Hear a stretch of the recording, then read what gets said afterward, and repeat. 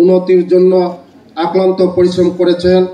তিনি 2018 সালে চরিলাম আসন থেকে ত্রিপুরার বিধানসভার ব্যাপক সমর্থন নিয়ে নির্বাচনে জয়ী হন।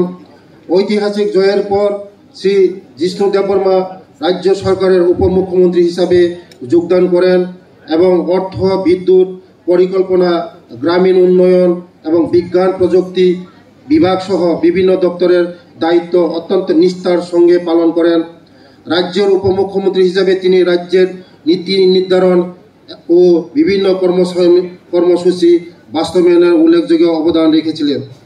তার রাজনৈতিক ও সামাজিক কর্মকাণ্ডের পাশাপাশি শ্রী জিষ্ণু দেববর্মার সাহিত্য তার অবদানের জন্য পরিচিতি। তিনি একজন কবি এবং গত মাসে প্রকাশিত তার সাম্প্রতিক স্মৃতিকথা views, review and my poems সহ বেশ কয়েকটি বই প্রকাশ করেছেন। তার সাহিত্যকর্মগুলি অভিজ্ঞতা ও সাথে তাল মিলিয়ে আরও বাস্তবমুখী করে তোলা হচ্ছে। রাজ্য সরকার ত্রিপুরা জনজাতিদের সর্বোপরি উন্নয়ন নিশ্চিত করতে প্রতিশ্রুতিবদ্ধ। এই উদ্দেশ্যকে মাথায় রেখে জনজাতিদের শিক্ষা, স্বাস্থ্য, পুষ্টি, স্যানিটেশন, পানীয় জল এবং জীবিকাকে কেন্দ্র করে মুখ্যমন্ত্রী ট্রাইবাল ডেভেলপমেন্ট মিশন নামে এক প্রকল্প প্রণয়ন করা হয়, যা গত 15ই নভেম্বর 2023 সালে জনজাতি গৌরব দিবসে চালু করা হয়।